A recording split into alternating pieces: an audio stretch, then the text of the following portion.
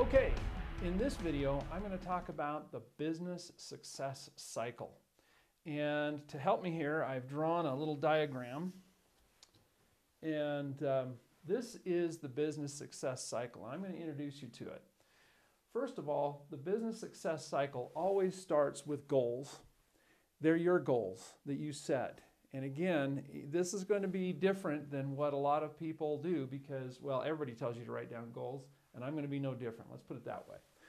You start by writing down your goals. You start by setting them. Then what happens is that you have resources available to you, and we'll go into detail on these in a minute. But these resources and your goals are used together, and then you interact with people and services and these resources. You put them together to interact. And then once you have interactions with these resources and the goals, then you'll have success. Now, success doesn't always come the way you think it will, but you'll get some measure of success. This is your feedback. And then, of course, your goals are adjusted accordingly, or new ones are set, or however you choose to do that. And then you combine them with your new resources, because every time you have interactions, you get new resources. And then you interact with those, and you have another success. And so it continues, like this process continues until you ultimately reach whatever goals you want to reach, the biggest goals of all. So we're going to talk a little bit about that. So remember, there's goals, resources, interactions, and success. Let's talk about each one of these things in some detail now. Let's talk about goals. As I mentioned, every successful endeavor begins with a goal. Now, a goal that's not written down is only a wish. Now, as I mentioned before, you want to write these goals down.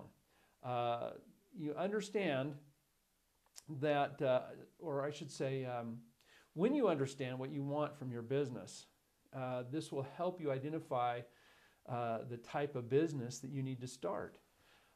When you factor in some of your resources, such as your skills, your talents, perhaps you have money or not, then you'll begin to hone in on your goals accordingly. Let's talk about resources for a second. When you consider your business goals, you begin to identify and inventory those things that you have, like maybe you have information, maybe you have intellectual property, maybe you have relationships with people that are that you could make profitable. Maybe you do have access to capital. Maybe you have a certain type of equipment or training. You identify these things and you catalog them, and you also look at the things you don't have, the things that you need. And this process may help you chunk it down into smaller goals or sub-goals. Next, you have your interactions. That was the piece at the bottom. Once you've inventoried all your resources and you're ready to go out and meet with people and you begin to gather the additional things that you need. You might begin attracting customers if you're that far along. But be aware, this is where you need to be able to sell your concept or your product or service to others. This is where people are going to ask you some very challenging questions about what you hope to do. And they're going to introduce the elements of doubt. You need to be prepared. You need to have a little bit of a thick skin. You need to anticipate these questions. You need to think through and develop the skills to think on your feet and anticipate the questions and have some answers ready to go regarding those issues that people may bring up. And then you're going to always get questions for things that you didn't think of. And this is the good part, because that's what's going to build your value proposition. It's what's going to make things better for you and make you stronger. And then the last one over here was success, okay? Now, let's look at success another way, okay? Some people look at success as having reached their goal 100% or having made a lot of money or what have you. Let's redefine success. if you objectively review the feedback that you get, even if you don't think you reached your goal, you're now in a situation where you can identify new goals. You can modify the ones you made. You can scrap the idea and start over. You know, it really doesn't matter at this point. The key is that you take that feedback, which is success, set new goals, and start over. You know, the exciting news is that as you continue from one cycle to the next, always improving, you are being successful. For that is the very definition of success. Success is the methodical, let me try that again, the methodical, there's the word I'm trying to say, the methodical progression toward a worthy goal. Success is not just the arrival at your goal. It is the process. It's the goals, the resources, the interaction. It's that process that you take to arrive at your goals that define your success. You know, a lot of times during these videos, I'm going to think of something that is probably a little less technical and maybe deals a little bit more with mindset.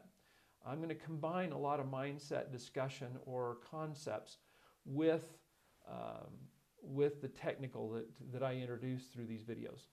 And so if you'll indulge me, I have a inspirational note here for you, because not everyone's going to reach their goals on the first trip around this business success cycle. And it's real easy to quit if you're feeling frustrated or discouraged in some way. So here's a thought, or actually it's a poem written by Robert W. Service. And I'm presenting it to you because I hope it'll carry you through the tough times, the times that you will no doubt face if they haven't begun already. The poem is called Carry On. It's easy to fight when everything's right and you're mad with the thrill and the glory. It's easy to cheer when the victory's near and wallow in fields that are gory. It's a different song when everything's wrong, when you're feeling infernally mortal. But it's when it's 10 to 1 and the hope there is none.